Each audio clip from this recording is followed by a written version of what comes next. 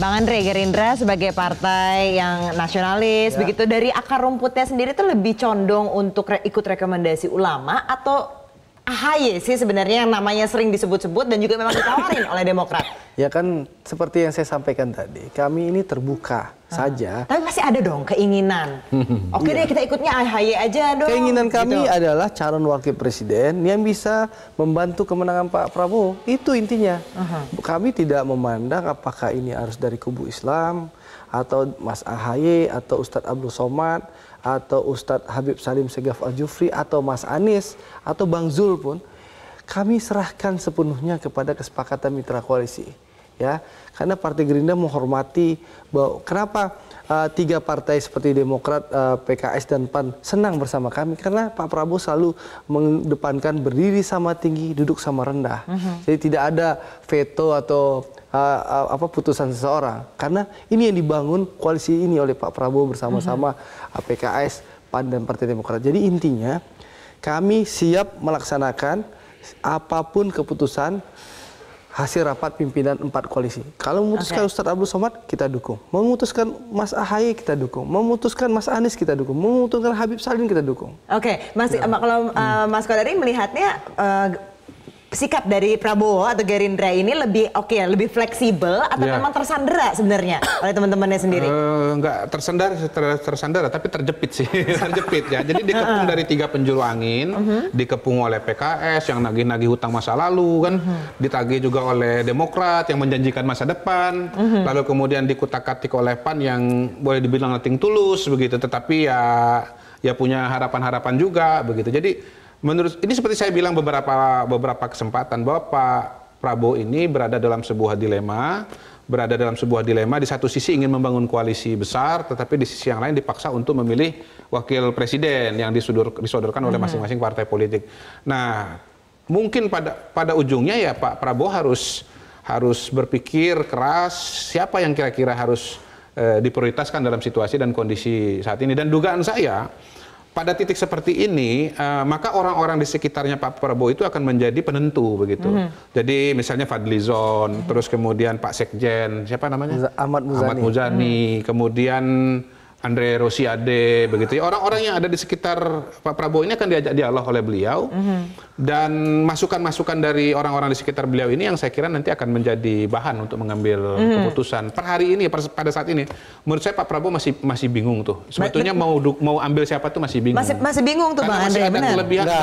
Pak Prabowo tidak bingung. Kan dari awal Pak Prabowo waktu keluar dari rumah Kartanagara kemarin malam beliau udah sampaikan.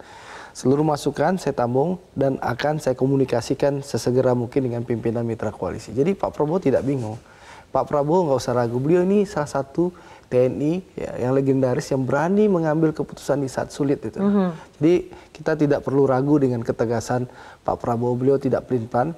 Hanya memang beliau menghormati ada fatsun bahwa pengambilan keputusan cawapres beliau berjanji akan mengambil keputusan secara bersama-sama. Oke, kalau sekali lagi Mas Ipin, tapi kalau misalnya nanti pilihannya tidak diambil dari rekomendasi ulama, apa yang akan dilakukan oleh PKS? Ya, salah satu keputusan dari Majelis Syuro saat ini adalah memberikan kuasa kepada DPTP, kepada pimpinan PKS untuk mengambil keputusan. Dan politik itu dinamis, tapi kami meyakini bahwa Pak Prabowo akan mempertimbangkan banyak hal ya, termasuk bagaimana kemenangan itu tidak hanya bergantung kepada sosok superhero, tetapi bergantung kepada super team. Jadi saya kira super team itu akan diperhatikan. Sebagaimana saya selalu mencontohkan bagaimana kemenangan di Piala Dunia itu tidak hanya ditentukan oleh seorang Messi atau Ronaldo, tetapi ditentukan bagaimana super team ini harus dibangun secara bersama-sama. Jadi kami meyakini, hakul yakin kemenangan di Pilkada DKI, kemudian kejutan-kejutan di Pilkada yang lain juga akan terjadi, di mana masyarakat akan berpartisipasi untuk pemenangan Pilpres. Karena apa? Karena ingin menang, dan yang kedua yang diharapkan oleh masyarakat itu apa? Capres-cawapres yang bisa menyelesaikan persoalan bangsa di saat harga-harga semakin naik, tarif dasar listrik naik, harga sembako juga naik. Tapi PKS bete nggak sih tiba-tiba Demokrat masuk dan ngajuin cawapres? Ya, saya kira koalisi semakin banyak, semakin baik, semakin kuat. soliditas. Kami menghormati Pak Prabowo, sebagai Pak SBY juga sebagai seorang negarawan, sebagai seorang ahli strategi masuk ke dalam koalisi ini. Tetapi penentuan capres dan cawapres kami harapkan bisa setara untuk kita putuskan bareng-bareng. Makanya kami sangat menghormati hasil istimewa para ulama. Kami hormati, kami setujui, dan kami akan kawal sampai selesai. Baik. Singkat saja, Mas Kodari, seberapa pentingnya nih kalau gitu adanya Demokrat di dalam koalisi ini bagi Prabowo? Singkat saja. Iya, kalau sudah ada PKS dan PAN, tentu secara matematika politik tidak relevan lagi ya, karena ya, ibaratnya jangankan dengan PKS dan PAN, dengan salah satu saja sudah lebih dari cukup memenuhi persyaratan. Cuman memang bicara mesin politik, jadi memang betul-betul rumit buat Pak Prabowo. Ada istilah bahwa Demokrat itu punya PKS itu punya mesinnya, tapi Demokrat itu punya bensinnya begitu. Jadi mobil tanpa bensin nggak bisa jalan, bensin tanpa mobil nggak bisa jalan. Jangan sampai nggak jalan. Jadi saling komplement lah ya, gitu. Tapi jadi Jumat nih Bang Andre rencananya. Insya Allah kalau memang disepakati dalam satu hal ini, tentu insya Allah sih Jumat. Oke. Kita tunggu. Kemungkinan sebelum Pak Jokowi kita akan mendaftar duluan. Daftarnya jangan tanggal 11 ya. Terima kasih Bang Andre dan juga Mas Pipin. Terima kasih sudah bergabung bersama kami. Mas Kodari tetap bersama kami karena kita akan kembali dengan topik berikutnya setelah jeda pariwara berikut ini. Terima kasih.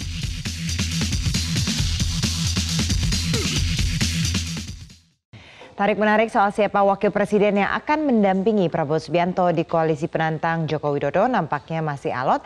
Prabowo dihadapkan pada pilihan untuk mengikuti hasil Ijtima Ulama GNPF atau memilih calon wakil presiden lain dari koalisi pendukungnya. Kita akan membahasnya bersama Wakil Sekretaris Jenderal Partai Gerindra Andre Rosiade, Ketua DPP Partai Keadilan Sejahtera Pipin Sopian, dan juga Direktur Eksekutif Indobarometer M. Kodari. Bapak-bapak terima kasih sudah bergabung bersama kami. Bang Andre, desakan untuk Prabowo untuk mengambil rekomendasi dari Ulama GNPF ini bagaimana? Akhirnya apakah akan diambil? Ya, tentu desakan ke Pak Prabowo ya, baik dari GNPF, lalu juga dari PAN dan PKS yang mendorong agar Pak Prabowo mengikuti Ijtima Ulama, tentu menjadi hal yang penting bagi Pak Prabowo untuk mempertimbangkan apa putusan beliau. Tapi saya ingin menegaskan, Pak Prabowo tidak akan mengambil keputusan sendiri. Sesuai dengan komitmen kita berkoalisi berempat, bahwa semua usulan baik dari Ijtima Ulama maupun dari partai-partai akan dibawa oleh Pak Prabowo di atas meja di pertemuan 4 pimpinan partai koalisi. Sudah bertemu dong ini membahas untuk usulan. Ya, bertemu berempat semua belum, tapi bertemu bertiga sudah, berdua sudah.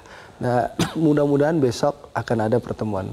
Ada penolakan atau tidak kalau dari koalisi maupun juga dari dalam internal Gerindra sendiri? Saya rasa Partai Gerindra, kalau dari internal Partai Gerindra jelas kita mengusung Pak Prabowo sebagai calon presiden. Kita memahami kondisi kita hanya 73 kursi, kami kurang 39 kursi.